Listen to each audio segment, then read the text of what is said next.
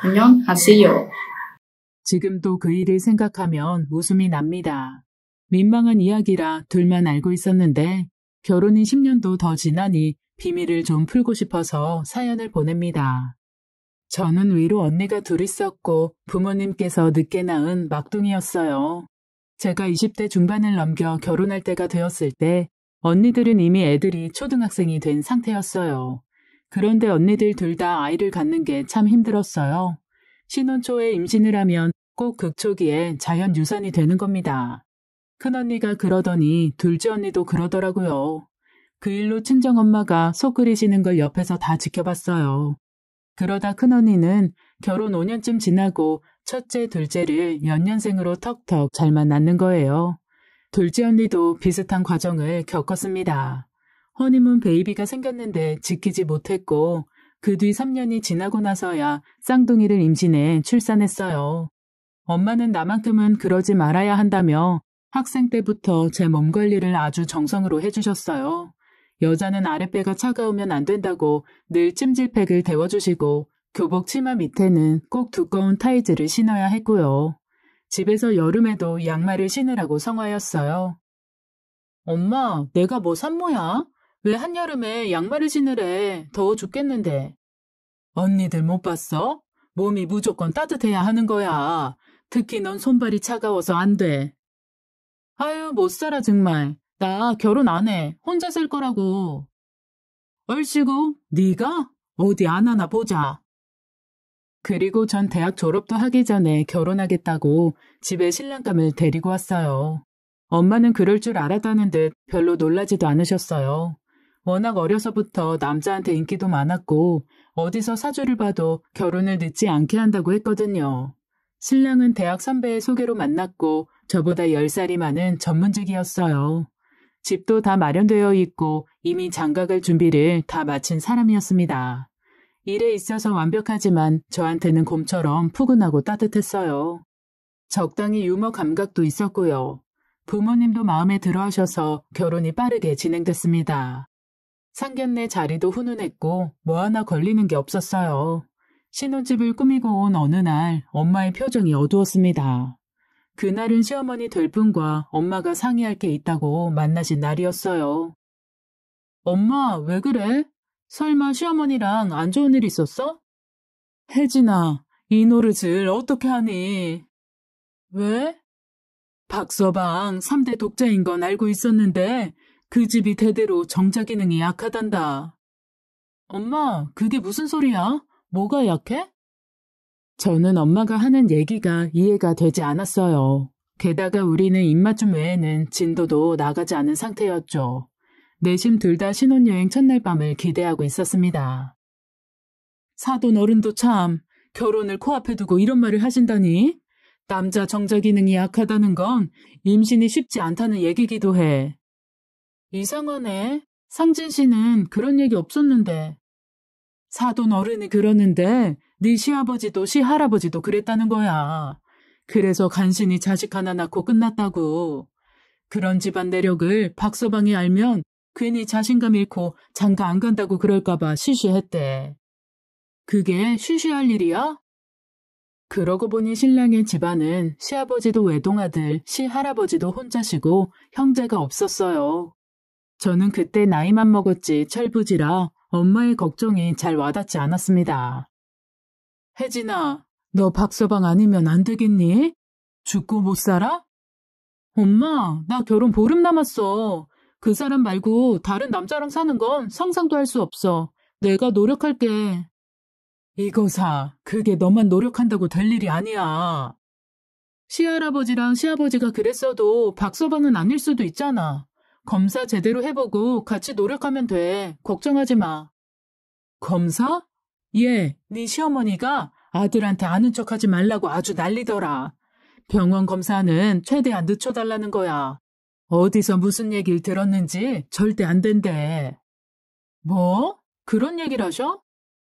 아유, 심란해서 원. 엄마도 여기저기 좀 알아봐야겠다. 아참, 혜진이 너 이 얘기 박서방한테 아는 척 하지 마라.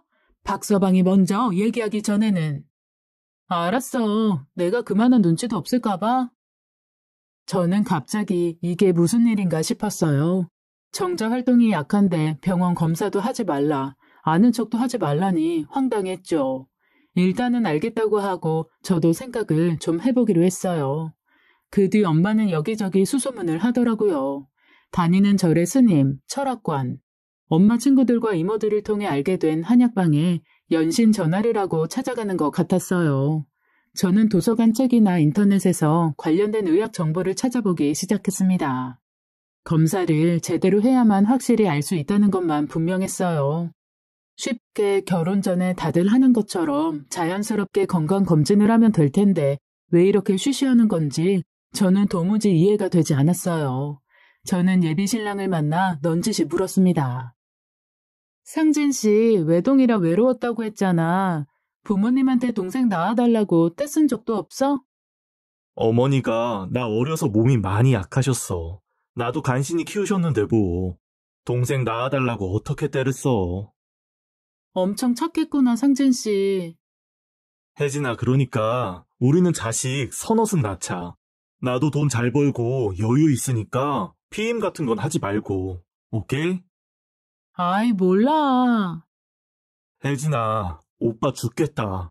진짜 신혼여행까지 어떻게 기다리냐. 여태 잘 참았으면서 뭘 그래? 하루도 그냥 안 재울 거야. 정말 상진 씨는 아무것도 모르는 것 같았어요. 저는 시어머니를 만나 이야기를 나누고 싶었지만 어쩐지 부끄럽고 어려워 망설이게 되더라고요. 그리고 결혼식 이틀 전 엄마가 비장한 표정으로 제 방에 들어오셨어요. 친정 아버지도 못 듣게 방문을 잠그고 속삭이셨습니다. 혜진아, 오늘 사돈 어른이랑 얘기하고 왔는데 기가 막힌 비책이 있어. 방법 있대? 눈이 번쩍 뜨였어요. 무슨 좋은 방법이 있나 싶어 시름이 날아가는 것 같았습니다. 신경 안 쓴다고 해도 저 역시 마음 한구석이 찜찜했거든요. 너 박서방 모르게 합방 최대한 미룰 수 있겠니? 합방을 미룬다고? 오늘 사돈이랑 같이 유명하다는 역술가를 만났는데 그분이 우리나라 내노라 하는 집안들 끊어진 데를 이으신 분이래. 신통하다고 소문나서 만나는 것도 어려웠다니까. 그분 하는 말씀이 아주 기가 막히다. 이런 건 문제도 아니라는 거야. 빨리 말해봐, 엄마. 최대한 남편을 애타게 하면 된다더라. 애타게? 결혼했다고 바로 합방하지 말고 1년은 기다리게끔 하래. 말이 돼? 같이 살면서 한 입을 덮고 자면서 가능한 얘기야? 그러니까 너한테 달린 거지 이거사. 아 진짜 현대의학 놔두고 왜들 그러는 거야. 나 못해. 안 해. 황당하다 못해 기가 막혔어요. 신혼여행을 손꼽아 기다리는 예비 신랑이 떠올랐습니다. 그 사람을 어떻게 또 기다리게 하라는 건지 눈앞이 캄캄했어요. 그러나 엄마는 포기하지 않으셨어요. 혜진아, 엄마 말 들어봐. 언니들도 봤지? 결혼하자마자 아기 가졌을 때 어떻게 됐는지. 결혼하자마자 임신을 했지만 극초기에 유산이 된 언니들 때문에 엄마는 걱정이 컸어요. 결혼 생활 안정되고 마음도 편해지니 결혼 3년 5년 만에 애가 들어서고 복중 태아도 건강하고 낳아서도 튼튼하고 똑똑하고 얼마나 좋아. 내가 봤을 때 너도 다르지 않을 것 같아. 그분 말씀이 엄마는 와닿는다. 이해가 된다고. 그렇긴 하네. 1년만 눈 딱 감고 합방 미뤄. 딱 1년만 그냥 보내라는 거야. 그 뒤로는 날 같은 거 잡지 않아도 애가 금방 들어선대.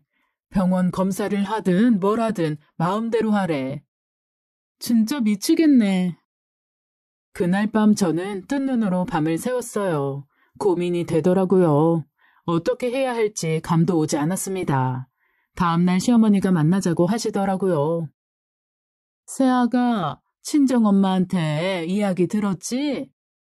네, 어머니. 어렵겠지만 할 수 있겠니? 어머니, 전 솔직히 이해가 안 돼요. 왜 상진 씨가 알면 안 되는지 납득이 잘 안 된다고요. 그건 나중에 너 아이 낳으면 이야기해 줄게. 말하기 어려운 사정이 있어서 그런다.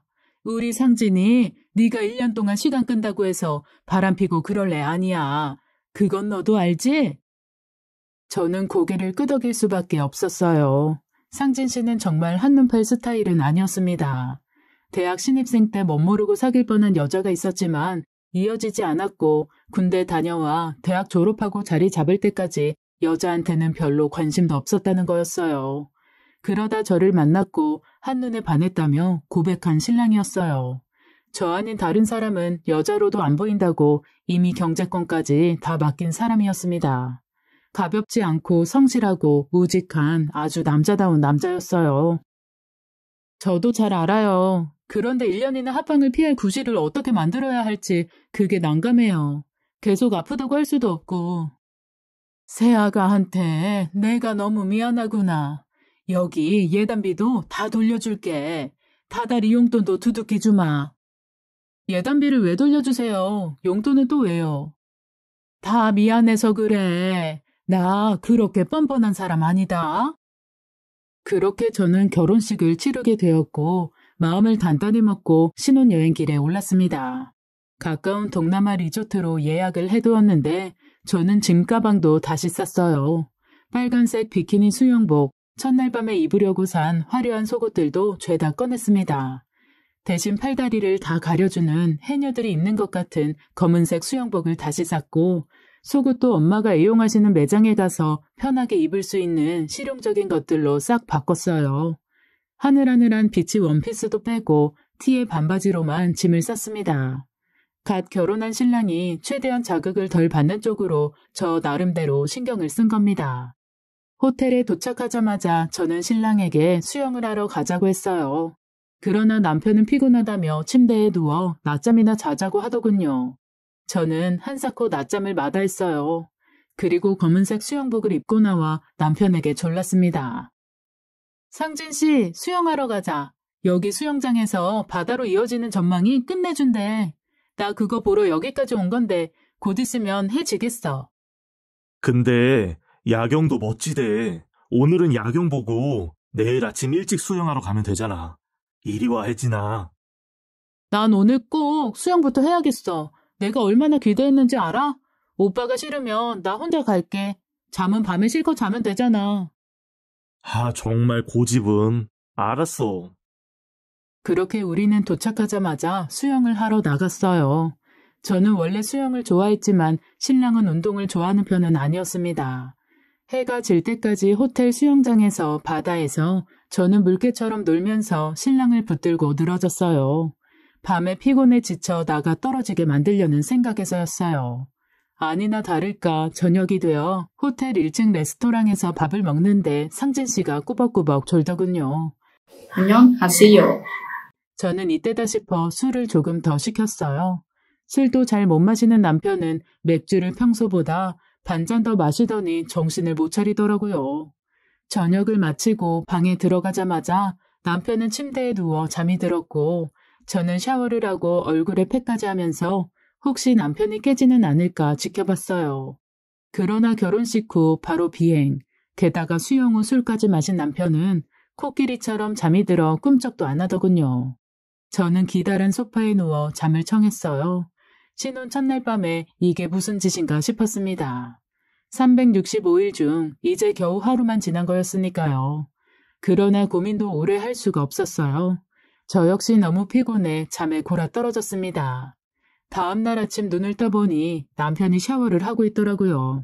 저는 얼른 일어나 화장품으로 눈 밑에 다크서클을 만들고 뺨을 헬쓱하게 만들었어요. 샤워하고 나온 남편에게 다가가 저는 뺨에 쪽 뽀뽀를 해주었습니다. 한편으로 많이 미안했거든요. 그런데 되려 남편이 사과를 해오는 겁니다. 미안해. 어제 내가 골아 떨어져서. 첫날 밤이 싱겁게 지나갔지. 아니 괜찮아 자기야. 오늘은 좀 쉬다 나가자.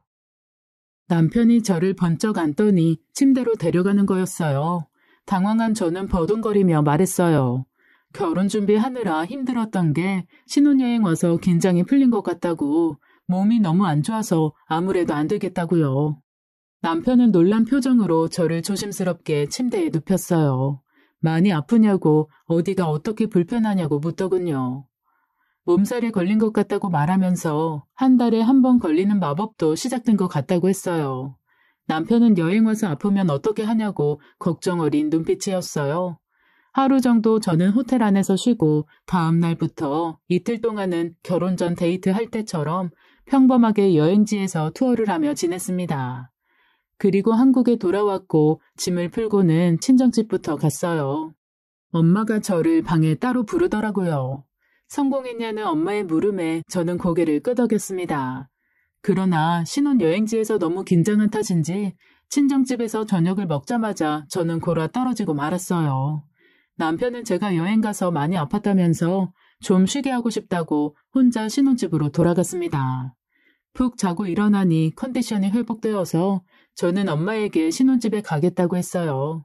바리바리 음식을 싸서 집 앞까지 데려다 주겠다는 엄마를 저는 말리지 않았습니다. 그리고 도착한 신혼집 앞에서 저는 엄마에게 이렇게 말했어요. 엄마, 솔직히 이 약속 지키기 어려울 것 같다. 얘가? 이게 무슨 말이야? 나 신혼여행 가서 내내 가시방석이었어.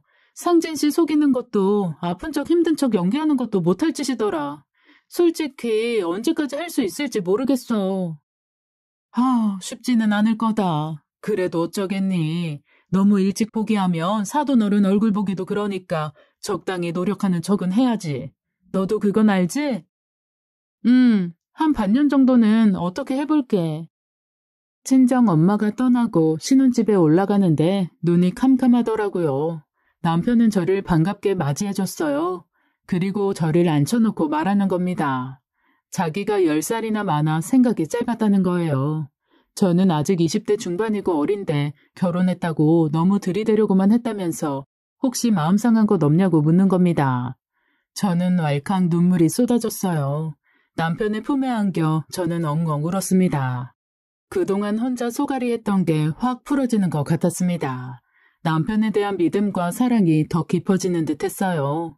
그리고 이 사람을 닮은 건강한 아이들을 꼭 낳고 싶다는 생각도 강하게 들었어요. 지금까지는 어른들 등에 떠밀려 억지로 비밀 작전을 펼쳤지만 그때부터는 제 의지로 꼭 그 작전에 성공하고 싶다는 의지가 생겼어요. 저는 훌쩍이며 남편을 바라보았습니다. 불쌍한 고양이 같은 표정으로 애원하듯 말했어요. 자기야, 나 부탁이 하나 있어. 다 말해. 뭐든 들어줄게. 자기 말대로 나 조금 겁이 났던 것 같아. 첫날 밤 치르는 거. 그래서 신혼여행 가서도 더 아프고 그랬나 봐. 그럴 수 있어. 오빠가 말했잖아. 너무 내 생각만 했다고. 그래서 그런데 우리 딱 3개월만 연애할 때처럼 살아보면 어떨까?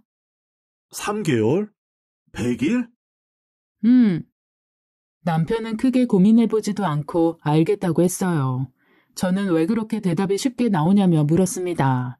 이기적인 부탁인 것 같아서 말 꺼내기 미안했는데 당신이 쉽게 승낙하니까 오히려 이상하다고요.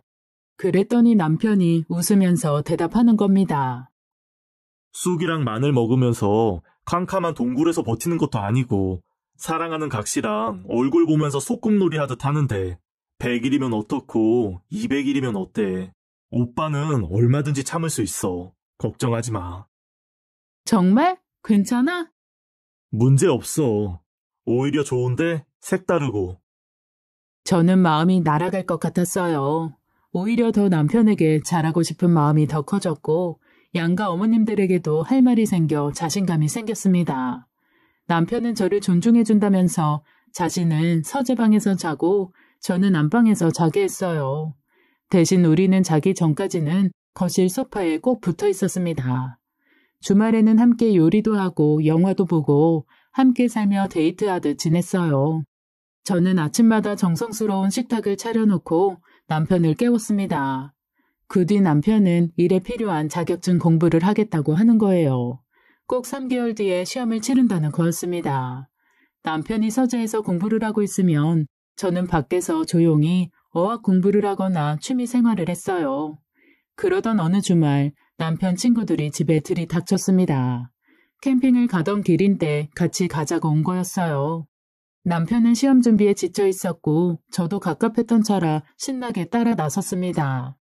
캠핑 가서 고기도 구워 먹고 모닥불을 바라보며 음악도 듣고 적당히 술도 마시면서 재미있는 시간을 가졌어요.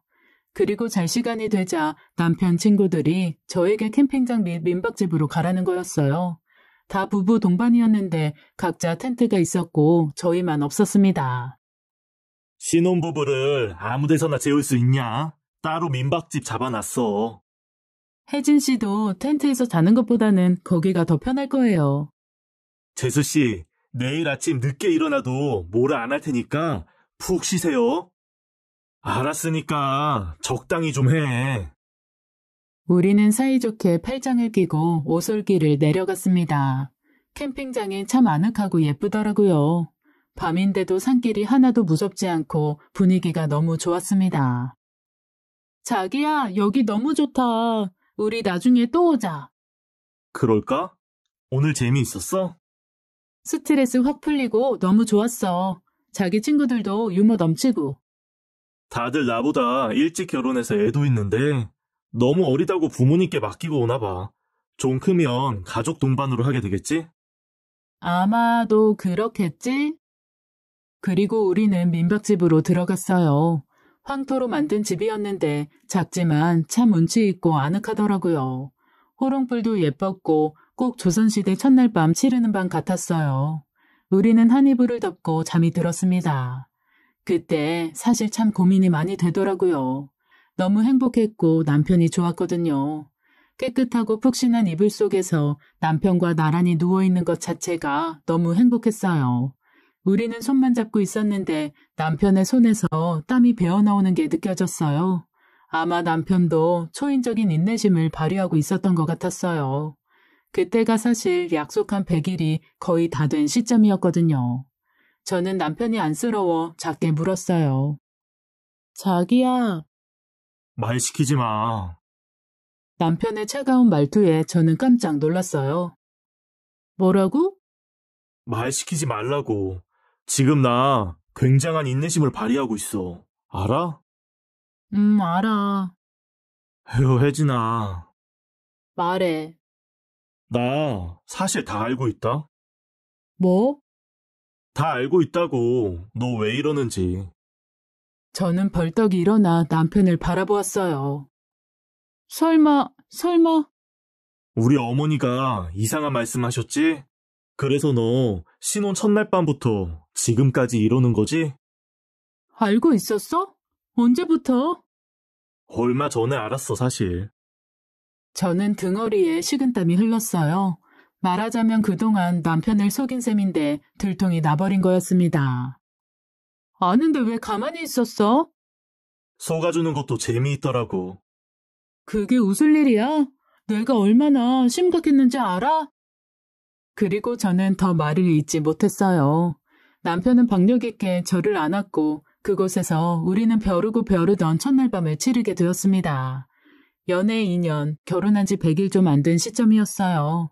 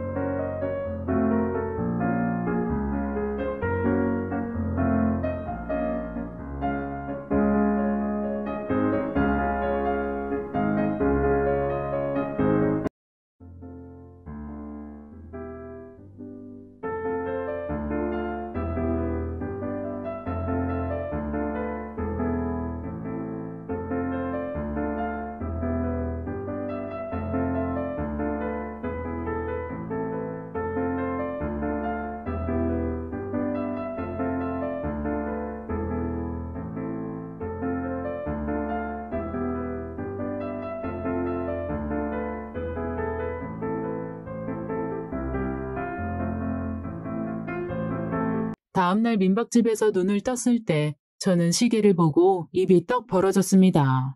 거의 정오에 가까워져 있었어요. 우리는 거의 새벽에 잠이 들어 죽은 듯 자버린 겁니다. 자기야, 일어나봐. 어떡해, 벌써 해가 중천이야. 그렇게 됐어? 조용히 하고 이리 와봐. 친구들은 먼저 갔을까? 난 몰라. 창피해 죽겠어. 뭐가 창피해. 그러려니 하고 다들 철수했을걸? 이왕 이렇게 된 거 우리 며칠만 더 있자. 오늘 일요일이야. 내일 회사 가야지. 지금 회사가 문제야? 저희는 그날부터 이틀을 그곳에서 묵었어요. 그리고 놀랍게도 저는 첫 아이를 임신하게 되었습니다. 양가에서는 난리가 벌어졌어요. 친정엄마는 걱정이 산을 이뤄 저를 거의 매일 찾아왔어요. 이거사, 아이고 내가 정말 못 산다 못 살아. 엄마, 아기 들어. 못 살긴 왜 못 살아? 좋은 일에 왜 초를 쳐? 예쁜 말만 하라고. 그렇게 당부를 했는데 결혼한 지 100일도 안 돼서 덜컥 애를 가져? 자연스러운 거야, 엄마. 너무 안달복달하지 마세요. 시어머니도 얼굴이 허해지셔서 달려왔어요. 그런데 친정엄마보다는 좋아하시는 것 같았습니다. 아니, 새아가, 이게 어떻게 된 일이냐? 그렇게 됐어요, 어머니. 이 사람 다 알고 병원 가서 검사까지 다 마쳤더라고요. 상진이가 어떻게 알았을까? 어머니, 사실 감추는 게 더 어렵죠. 우리 작전 너무 허술했어요. 그리고 제가 너무 힘들더라고요. 아니, 근데 검사를 마쳤다는 건 무슨 얘기야? 혼자 병원 가서 정자 활동성 검사까지 다 마쳤는데 아주 활발하대요. 이세 갔는데 문제 없다고 하더래요. 아이고, 천지신명님, 삼신할머니가 도왔구나. 도왔어. 새아가 미안하다. 내가 그렇게 하자고 했던 건 네 시할머니 때문이야. 내가 신혼 초에 애가 안 생겨서 마음고생했을 때 그러시더구나. 아들 낳으면 아마 그 아들도 그럴 거라고. 이게 집안 내력이라고. 그러면서 남자는 그런 걸 너무 속속들이 알면 기가 꺾여서 밤일을 제대로 못한다고. 했던 말을 하고 또 하시고 귀에 딱지가 앉은 거야. 네 남편 낳고서도 그렇게 잔소리를 하셨다. 행여 3대 독자가 자식 못 본 게 내 탓이 될까봐 겁이 많이 나더라고. 미안하다, 나 때문에. 괜히 마음고생 많이 했지? 괜찮아요, 어머니. 이해해요. 이렇게 아이도 가졌는걸요. 이제 속이 너무 편해요, 어머니. 후련하고요. 그래, 새아가. 자, 여기. 이 돈으로 먹고 싶은 것도 마음껏 사 먹고 그동안 쌓인 스트레스 다 풀어라. 무슨 돈을 또 주세요. 내가 고마워서 그래. 가진 거 다 퍼주고 싶다, 정말. 시어머니는 제 앞에서 눈물을 흘리셨어요. 안녕하세요.